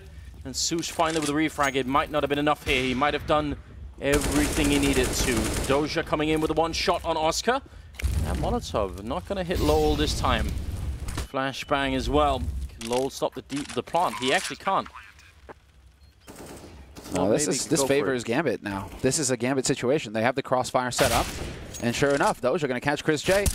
Lowell, 1v2, and he's getting caught, but he will find the shot on one, not the second. Zeus just decides to peek, be bold, take the fight, look for it. But what is going on with Oscar? He is missing shots now with the AWP. He dies doing no damage there. You got to wonder what's going on here, because that is the key moment where you have the man advantage. You should be able to actually at least trade 1-for-1. You win your team the round if you trade 1-for-1 there. What a spray from Dennis. That's so beautiful, isn't it? Like, well done on Dennis' part. But after this, they're in a 3 versus 5, and yeah, you see the reaction coming out from the Mousesports team there. And Dennis sort of a deep sigh, saying, "Did so much. You gave me so little." The only reason the team was in the round. Yeah. After that, all of his teammates just like, guys, please help. 6-7, and now, well, Mousesports, it's forced buy territory. Time to get in here and just start buying up because you've run out of time, you've run out of space. Early 3 players over on B for Mousesports, though. A little bit of the challenge. I'm fine with them forcing. I wish they, well, Oscar is a bit aggressive here. I think that's important. He needs to be that. He's missing the shot again, but if you buy that AWP, you sort of have to go and look for a kill with it. And now that Gambit have heard it on this side of the map, going to push the other side instead. Yeah, he took one last shot before rotating off, but I think he needed to rotate just a little bit quicker there for Oscar, because now he's going to be a little late to the party over here on A. As they start to execute Gambit, they're going to get more and more comfortable. And they've left Arch intentionally open. Oscar, now's the time to hit the shot. Very dangerous. He's going to try for the gap shot, but those are very hard to hit. And he's not going to be able to do it this time either. 40 seconds left. They've heard the orb, so they know exactly where he is. They've got a very good read. I think Gambit know exactly what's going on in this round. Robs again close with the pistol, taking a kill. He's been very good at that. Dennis with one, and a second as well. Dennis making it work. Robs is going to be taking down Mo, and Oscar to finish the round. It's flawless from Mousesports. Unbelievable. Man, someone is going to have to buy Dennis a beer later on or something. These couple of rounds have just been amazing for him. Robs as well, with 13 kills, tied with Zeus on the other team. You know who else is shouting unbelievable? This is unbelievable, because they literally have everybody from Gambit literally standing on top of like 4 players from Mousesports on that A site. 30 seconds left, and they still haven't found an opening kill? It's like, where's Mousesports? Are they all ninjas now all of a sudden? Can we just not see them? He's hiding all the way in the back there. Those close-range pistols, the 5.7, the P250, one shot, and on Inferno, I mean, almost all of the corners are going to be like that. Yeah. So having someone like Robs who can just knock it open, that's very hard to deal with. That's where you really need to use Molotovs to burn out everything that's close range, but that's easier said than done. Well, we've got a battle now. This is a full buy from Mousesports. Double AWP in play once again, but it's going to be the force coming in from Gambit. They only have a single AK to work with. And so now, it looks like it is going to be the 5 players ready to go here on the A site. That perfectly timed Molotov, though, up in the apartments. So perfectly timed because the smokes are already in from the middle. So they sort of have to do something. Now, the whole push is really disjointed. Like, they're not really getting the right timing here on Oscar. Hitting one shot, Dennis and Lowell chiming in. This is slightly falling apart for Gambit. Still a 2-on-3, but Adren is on 5 health. And they've got bomb control here. And that's why Doja has to work his way back over here with that AK. Adrian hoping that somebody's going to overstep towards Library Arch. You've got 30 seconds. That isn't a whole lot of time here. You need to find a kill to create some space with the bomb sitting right in the middle of T. And that's eventually going to mean Adrian's death. Doja, 1v3. And little does he know, you've got Chris J at the bottom of mid waiting for the shot. And there we go. Perfectly done from Mousesports. Last 2 rounds of this half, they managed to make it work, and they come out ahead 8-7 on CT side Inferno. Not too shabby.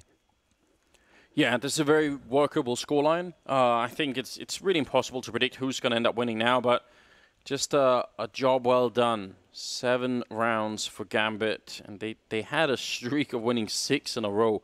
That in itself is sort of crazy, but yeah, I'm kind of excited now. I feel like in the beginning it looked like Mousesports was just going to run away with everything. We were going to have one of those games on our hands, but you get that CT lockdown, and I think it's just nerves. Nerves started jingling and jangling, and people started missing shots on Mousesports. And all of a sudden, you've got Gambit sitting at 7 rounds going into the second half. But if Mousesports win this pistol, I think the pressure is really going to ramp up here for Gambit.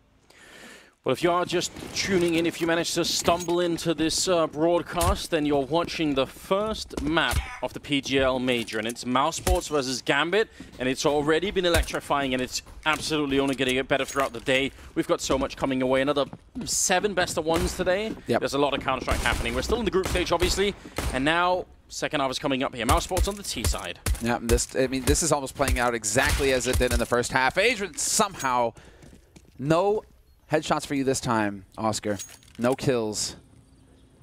He gets snuffed early on here. But Doja did exactly what Dennis did on the A side, jumping through apartments, checking second mid, checking mid, right? A little bit of a fadeaway there, and then you take the fight at Banana. It's just both of these teams just mirroring each other on how they're approaching their CT sides and the pistols. Great win for Gambit to get that early kill. They've stacked 3 on the B bomb site, 2 on A, so Mousesports could still find a way to come through with a win here. Trying to do it early on. Another headshot raining in, this time on Mo, but Doja in the pit. He's going to take one. They're getting close. Robs will get that kill. Unbelievably. I hope we see that from his point of view. And now it's a 3-on-3. The bomb has gone down, and Mousesports are now back in the driving seat until Zeus picks up Dennis. Just a bit of his head showing on top of that box. That's one hell of a headshot.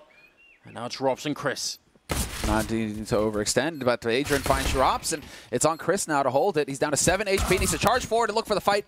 Adrian was very low as well on 8 HP. That could have been a different situation, but Hobbit, he was so close by. Just an impossible situation there for Chris, unfortunately for him, getting instantly headshot down.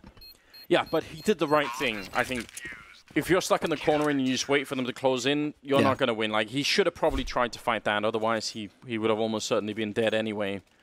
Mousesports winning the pistol. Scoreline is looking... Oh, sorry, Gambit winning the pistol. Scoreline is tied up. 8-8. And look at what Mousesports are buying.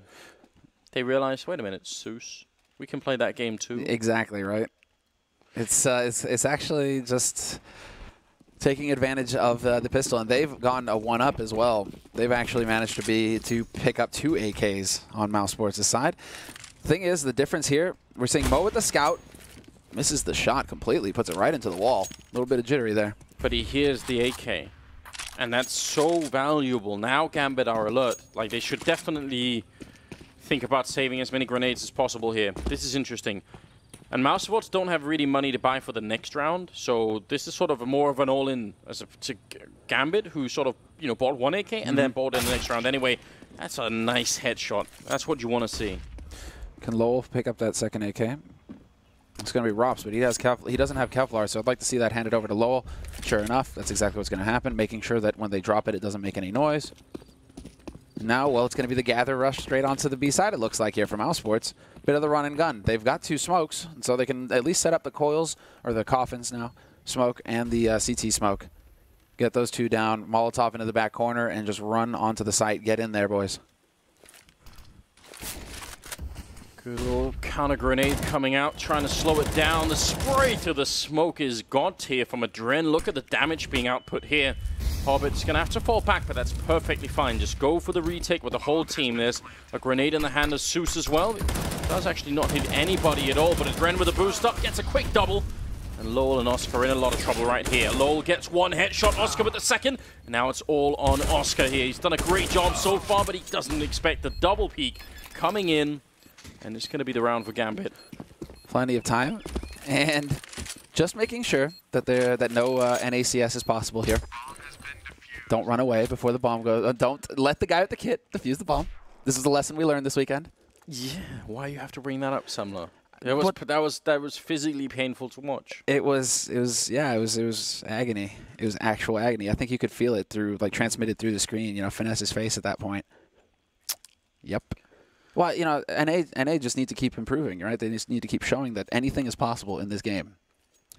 Ooh, well, listen, we've got Cloud9 in this tournament, and no pressure. I personally feel like they've been playing very well. I'm super impressed by them. So I actually have really high hopes for Cloud9 to go far in this. They should make it top 8 here. Now, whether they go deeper than that, that's going to be the real question. But I mean, you can't really take Cloud9 lightly. The only issue here is that I think the teams were kind of taking Cloud9 lightly. And now, well, you go that deep in Cologne, okay, time to take you a bit more seriously here for the major. So it's going to be a question of whether or not Cloud9 can actually step up to the challenge here at the major versus the best in the world.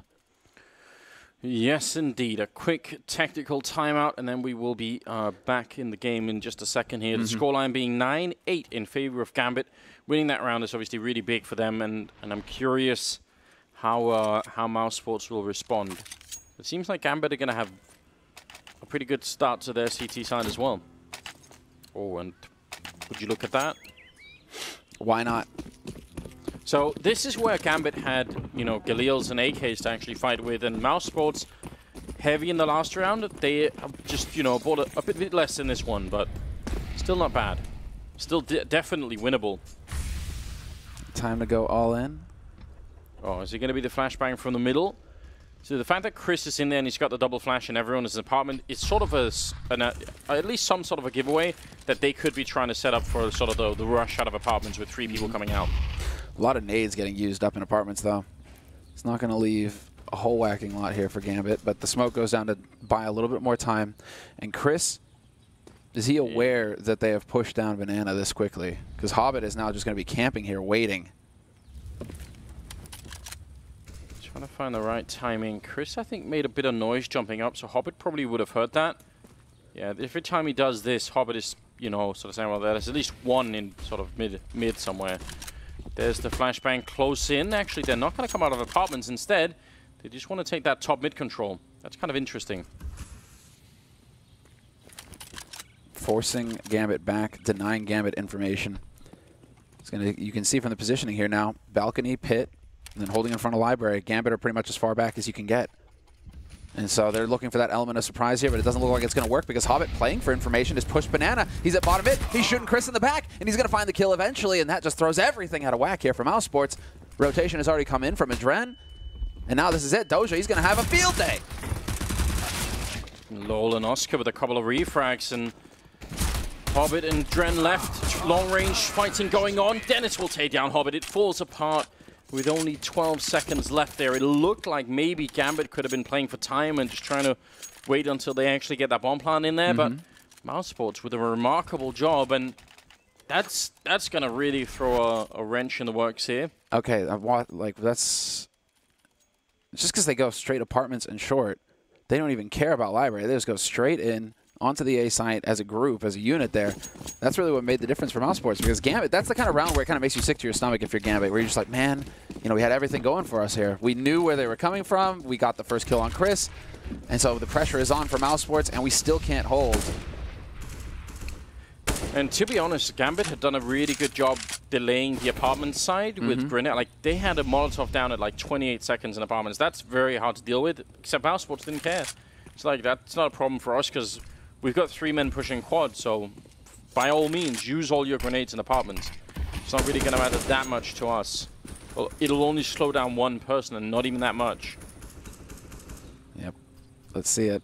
Through the smoke, maybe? Or just as the smoke clears? It's going to be through the smoke. A little bit of the Fnatic here. Close range with a CSAT 75. Doja will pick up 1 kill as well. Mousesports, you made it through the smoke, and then you kept on pushing. Now Adren moving in behind. Take down Lol. Trying for a second shot, just blind through. Oscar turning around with the kill, going for a second spray, but Hobbit is going to win the fight, and now it's all on Robs, and he's going to get 1 at least. Got the grenade out, and he's down to 12 health here. Gambit, if they steal this round back, Mousesports are going to be furious. Absolutely, but they've got a little bit of the mind game going. He's making good use of his time here, Robs. Running back to B, making them second-guess themselves, and he's succeeded in splitting them up. Now he's got a duel. He's got a series of duels that he gets to work with here. And so it's a matter of finding Doja. Good bit of utility here on Rops as well, and so he could get a Molotov out if he wants, but he definitely does not want to be swapping anything out. He wants to have that gun in hand at all times to check all of these angles, make sure that he finds the headshot if the chance is there, and I'm pretty sure he spotted the gun barrel, and so Doja, the game is up. Sure enough, Rops, no, misses the shot! Doja stepping out, the X-God, ruining it for Rops. Oh, you hate to see that. Just look at his face. He had everything working out so well. The gun barrel was all he needed to take that shot. Admittedly, that was going to be a hard 2v1 regardless, but he actually played it very well. Dude, Hobbit had like 10 HP. Yeah. Right? So it's like then it's anybody's round at that point. If it's a 1v1, he needs to find Doja. And again, this time it's Mousesports. Like, well, we had the info, and we just couldn't actually capitalize on it. Second tactical timeout for Mousesports. Being cold, I think that's not such a bad idea. Gambit looking interesting right now. They just need to start that economy rolling somehow. How can they actually cement that part of the game? Because that's still lacking at the moment. This is where it starts, Anders. It looks like Mousesports, they're getting cold feet. Yeah. It is time now to just simply go for the hard eco if you're on Mousesports. And this is going to be, should be the feel-good round here for Gambit, where they can actually breathe a little bit. You've got 2 UMPs. Get those UMPs in play. Start farming up some cash. You really, if you're Gambit at this point, double nade onto Oscar. No hiding, no safe place. But this is it. Keep everybody alive right now if you're Gambit. Or go super aggressive. That works too. As long as they don't lose too many rifles. That's such a great aim from Adren. 1 HP on Hobbit. Yeah, it's the spray transition into tapping. Like, that's the recoil goes all over the place when you try and do that, but apparently not for Adren. He is such a beast on this particular team, and look at him, 19 kills. Leading the way.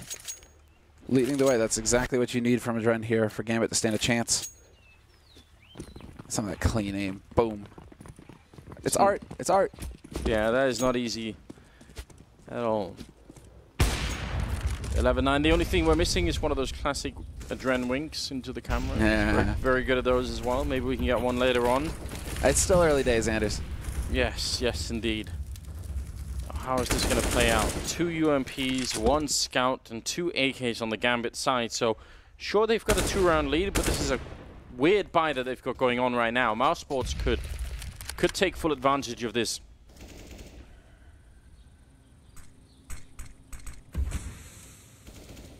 Instead, we're going into the default sort of approach here. Both teams, both teams just sitting and waiting. Who's going to win the duel first? It's not going to be anybody over on A. Gambit are holding way back, and we're not quite late enough in the round, especially when they are playing exactly this far forward on Banana. On A side, they don't need to be taking too many risks. It's their teammates over here who are somehow going to get out nearly unscathed. All those bullets go through that smoke, and yet Doja, he's fine. Everybody's fine over here. That's unreal. Doja's fine. He's over in the pit. Look for a minute like it could get a bit scary. I think Chris saw the angle of the smoke when it came in, so he had an idea that someone was going to be by the tree, but now they're clearing out all of Banana. This is all good for Mousesports. There's only one issue.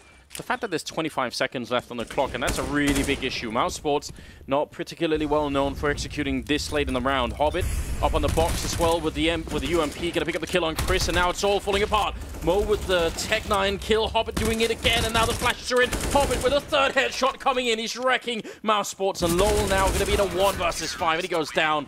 No chance at all. That's such a strong defense being put up, and I think you could tell that Mousesports was like, hey, let's try and edge our way into the bomb site with 20 seconds. It's like, what if one grenade goes down, or what if Hobbit is there? Man, Hobbit is, I don't know, what a phenomenal player. 11-9, and he's got, what, 14 kills or something at this point? Yeah, he played that position perfectly as well. And you can see the frustration, I think, there from Chris J, you know, starting to talk a little bit. But it's another round of eco here for Mousesports. So you're going to have plenty more time, if you are Mousesports, to talk things over, because this is just going to be a bloodbath. Zeus will find his shot, Mo as well. So Chris, Lowell, and Rops, last 3 alive here for Mousesports. Gambit are not afraid to use their utility here.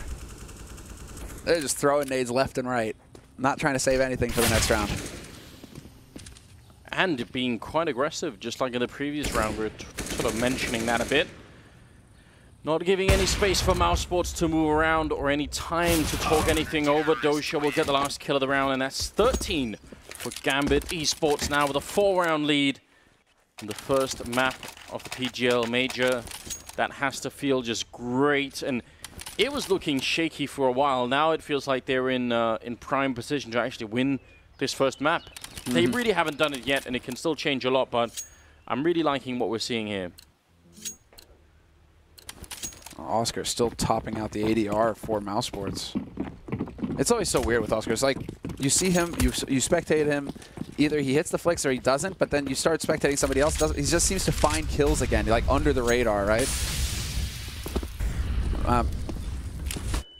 It's going to be the buy once again, and it looks like we're setting up for that mid flash. Oscar going to be the one.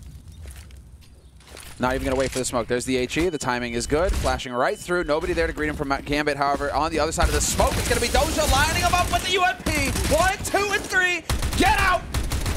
Perfect hold from him. And that leaves it down, well, to Chris. 1v5. In a really tragic way, Mousesports actually lost just like they did last time they tried that. And it's that flashbang, it's great for clearing out if anyone is like under the canopy or anything like that, but they want to push all the way around the corner. Like they keep pushing behind one flashbang. There's no chance that flashbang will keep someone blind forever. They get the follow-up flash in. There was a follow-up flash, but it just doesn't blind Doja. No, like I feel like it, and plus the counter smoke was out from Gambit, the one that's actually right at that corner where all the corpses are. Yeah. So once you see that, maybe you should be thinking, actually, let's just cancel this right away, you know? Because pushing through the smart, I just think you're putting too much faith in, even if it's 2 flashbangs. Like that's risky. It's like an information flash, really. It's like either you force them off, and then you get top mid. Great, cool. Did you get a kill? No. Well, all right. You still have that map control. Well, Chris snuffed. Yeah, it's like if someone is close, maybe you flash and kill him. If no one is close, then you get you know, top mid, and then if you want to push around the corner, just set up more grenades, you know. 14-9. Mousesports. Some amount of trouble. As you can tell, they could buy 4 AKs and then maybe more realistically 2 AKs and a bunch of tech lines if they really wanted to go for it. Do the tech 9s or do the UMPs? Yeah, it's risky buying just AK head armor and then that's it. Yeah, I mean, you need, unless you have some way to deal with the fact that Gambit are going to have all of the grenades to mess you up with and you're going to have none. I mean, it's basically like, oh, just execute B, I guess. CT smoke and run. Bit of a chat going on right now. I mean, he is still looking positive there, Coach, that is. LM talking a bit with Chris. Rops, though, somebody needs to give him a hug. He's doing a lot of humming and hawing and sighing over there right now. He needs to, I don't know, get a little bit more upbeat. You're not out of it yet. Oh, definitely not. And actually, it'll be no AK, so just sort of going in the middle of the road here for Mousesports. They still have money for the next round, so they could fight for overtime, or they could just make this round work. Tech 9 armor is it's an Inferno classic, really. Okay. Sick shot. 2 HP, now 1 HP on Robs, and they will eventually find the kill with the HE. Up close, though, Adrian challenging these Tech 9s, and that's going to cost him. Chris J taking point, finds the 2 headshots, and sure enough, they will make this work, Mousesports. This is unreal. Some aggression from Gambit, and that just that cost them so much. Run up close, play aggressive versus Tech 9s. Yes. And all the grenades that they put out to Banana were at the bottom of Banana, and half the Mousesports team were waiting right behind that wall, so wow. That's a really, really big return on investment for Mousesports. Yeah, interesting decision from Gambit. And, well, Mousesports, yeah, they can count their lucky stars because they went for the half-buy. So the gamble pays off this time, Anders. Now they're going to win this round. They're going to save a bunch of rifles in the mix as well. And they don't even care about hunting Gambit at this point. Just keep what you've got. Make sure that you got a way out of the site. Save what you've got.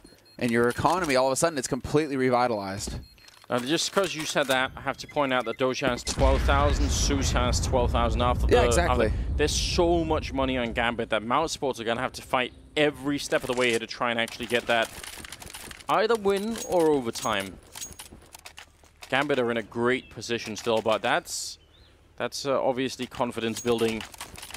And they can go for the AWPs all day long if they want here, Mousesports. Those, I mean, they saved so much money. Rops on 3,000, 4,600 on LOL after buying. That's a feel-good moment here for Mousesports, and that should give them a little bit of a boost to their confidence. 10-14. Gambit still 2 points off, 2 rounds off the win in the first map of the major. And Oscar, he's just like, you're going to hang around again? We're going to look for this shot. If you want to take this duel, Mo, let's dance. I mean, when Oscar's on point, you don't want to fight him too much either. He's... mind games. They're setting up the mid-flash again. A little bit of misdirection here. That might keep Gambit guessing. Oh, that's good job on Mo to re-peek it, though. You're right. That's what they've been doing a number of rounds. Instead, it's going to be flash to top Banana. Spray comes in from Adren, and he's going to pick up 2 big kills behind that. I think Seuss even saw that shadow through the smoke, and Hopper will take down Dennis.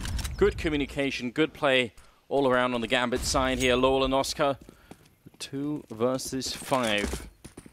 Yeah, sick work. Yeah, that's just I mean, that's something that I've been complaining about a lot, the lack of the retake of Top Banana.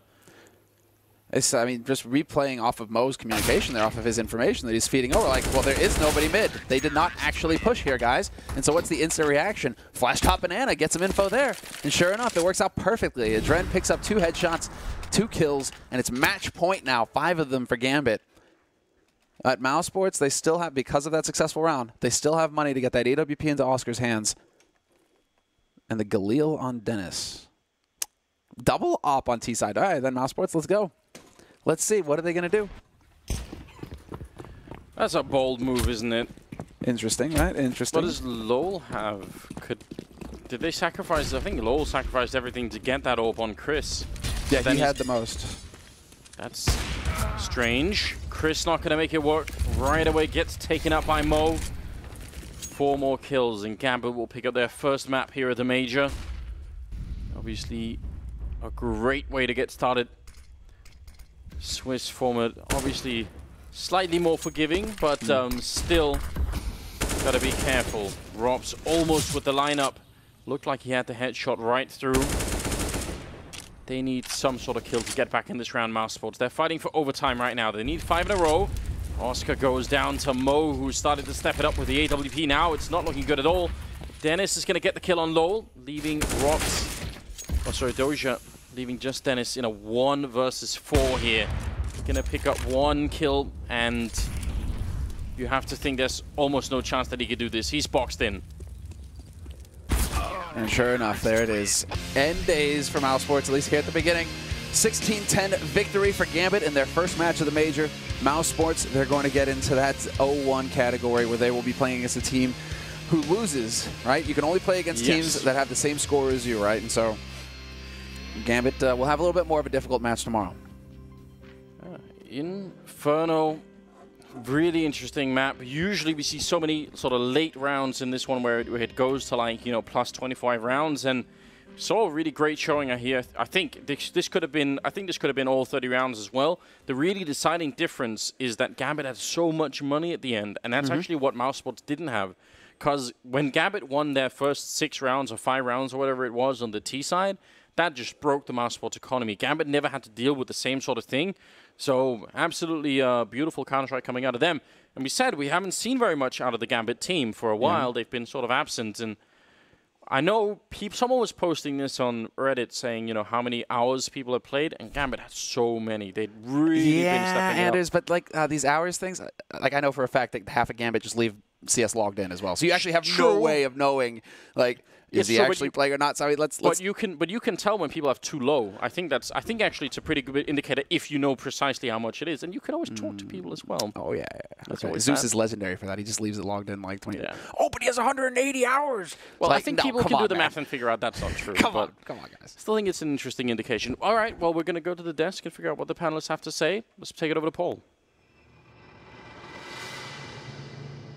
Thanks very much, yes. And as similar with our first game of the day, Gambit are victorious. The Legends continue where they left off at E-League. They open things up with a 1-0. We're back with our panel members, Fifth Laren and Moses once more to break it down and find out what they made of this opening match. Robin, it's a good start from a team that we didn't really know what sort of form they were in. I think they've just answered that very wholeheartedly. Yeah, no, for sure. I did say that they were going to be good on Inferno. I don't know why I didn't put on. I don't know why you didn't either. Listen, it's a rough start. Just take your victories where you get them. You haven't said the F word yet, so we're good. That's true. That's true. Good. I mean, in the beginning of that game, I honestly felt like Gambit, all the hard work and preparation they had coming into it, I felt that they were counter-striking Mousesports a little bit. Felt that Gambit thought that Mousesports B side was a little bit weak because they kept hitting it, and that didn't really pay off for them. And then once they got that one round that just reset Mousesports economy, that's when they got the ball rolling. And Mousesports never really got it back into it after the last 3 rounds. I mean, Jason, they started off so well, Mouse, didn't they? In the first 6 rounds, all looked very good. First 5 rounds, rather, looked very good. Everything worked okay, pistols in the bag, money good, everything was fine, and then suddenly it just fell apart. Well, the first 5 rounds looked okay for Mousesports because they were getting ground down. They were losing, so many players of the economy was kept low. That was Gambit's entire thing. You see so many buys to those first 5 rounds that they're losing because they're getting 2 to 3 kills, they're getting a bomb plant, and they're just saying, let's just keep the money low for that 1 round we win. And then eventually when they build on that, the money's gone. And yes, it's important for the nades and utility, but it's also important for the AWPs because the 2 star players for Mousesports, Oscar and Chris J, are both oppers. And the double op setup is very dangerous. That's what gave them a very good start with a 5-0. But once you saw those ops gone, very few opening picks for the Mousesports team on the CT side. Gambit's able to gain map control because there's not as much space. Those long-range weapons are keeping them at bay. And then it was just the typical, Zeus Inferno that we used to see out of Navi when he was there. It's just run down the clock, gain map control, be patient, let the CT team make mistake when you have that kind of positioning. Mousesports tried to do the same thing in the second half. They just could never get that win, right? They could never grind the economy down the way that Gambit did. So I mean, it was just won by economy essentially to me. Yeah, and if there's something we saw that's familiar from Mousesports is that their T sides still need work. Yeah, towards the end, they got a little bit, it seemed like they were just crumbling by the end of that TF, obviously, but like you could see some of those banana takes at the end, they were like chasing player, like losing 1 player and 2 players would follow up and chase them really, really deep into the B site, like not willing to cut their losses and try and play a 4-on-5, really, really trying to be over-aggressive. That 3-man stack at the B bomb site that Gambit was doing on the CT side, bit him a couple times with Hobbit being there and Adren, and I can't remember who the third player was coming. I think it might have been Doja. But still, it's actually interesting to note as well on the CT side when Mousesports is up 5-0, they did like the classic mistake where they thought it would be a cool switch up to like do some kind of an uppercut, and on that 6th round, that was when they like tried to crunch alternate mid and ended up going like 2 for 2 in a trade and just losing that 3-on-3. But it's like, especially if they just sit back when their economy is so precarious in such a precarious situation, maybe they don't get reset. But they tried to go for that kind of like sneaky catch them off guard play, and Gambit playing so slow, they probably loved that. No, for sure. Yeah, they were so happy. Positives for Gambit, obviously plenty team-wise, but Adren standing out in the team, MVP for this particular match. Yeah, definitely for me. I think Adren is the one guy that you can look at. If you look at Gambit, it's like, well, you have the star player, you have Hobbit, you also have Mo, and then Adren is, for me, is one of the, if not the best player on this team, because it's always so consistent. You always know what you get from Adren. You're not gonna get these, 40 frag games that you tend to see from other teams, but it's just like consistent. Yeah, it's just you can so rely consistent on his production every single time. Yeah, it makes a big difference, doesn't it, Jason, as an in-game leader as well? Yeah, and like it's not a situation where you go in and you say, we're used to this guy getting 25 kills, and then if he only gets 15, it's like, where do we get the extra 10 kills from? Who's going to step it up? So you know what you're going to get at him. I thought the nice thing about it is how the production was so deep on this team. Even some of the players at the bottom of the scoreboard didn't have as many kills, but their ADR was really some of the highest of the team. Yeah. So it's like they're really contributing. They're finding ways to do it as 5 players. I thought Hobbit had a great game on the defensive side of things, and Zeus had really nice impact as well, which you don't frequently see from in-game leaders, although Zeus is one of the guys who's been known to have some impact in that role. Yep, let's say good morning to one of the players from Gambit. Adren joins us from the player area. First of all, congrats, Adren. Good win this morning. A lot of people said we're not sure how Gambit are going to do because we haven't seen much of them. What have you been doing over the last few weeks? Last few weeks we just practiced a lot, and last week we just I don't know what happened to us. Maybe we overplayed a lot games. So I don't know. We just started to lose every game, and whoever we play on like practice and official matches, we lost to everyone. Yeah. But I don't know what happened today. Maybe it's major hype or something. I don't know. Maybe. We bounced back, and it feels good. We played good as a team, so I feel great. Yeah, no, absolutely. I think that's the thing, isn't it? When you come to a major, what is it about the majors? Because it's a bit like flip side with qualifying. You guys always seem to step up when it comes to the major. I don't know exactly. Maybe it's some major magic or something. Like that. Maybe it is I major really magic. like to play on the majors. Yeah. Feels good. Yeah, and you had a good game yourself. Does it help when you feel like you're playing well personally? Does it help the rest of the team, or is it more? Do you feel like the team is a team itself? I feel like we're playing good as a team. But it was like regular our play that we played like 2 weeks ago. So everything went good. We just started slow because there was like some pressure maybe because we played bad 2 weeks. No. But now we bounced back and it feels good. Good stuff. We've got Fifth Lauren and Moses alongside. James, you got any questions?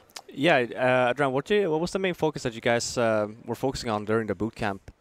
On the boot camp, we just tried to get our shape because we got 1 month holidays, vacation.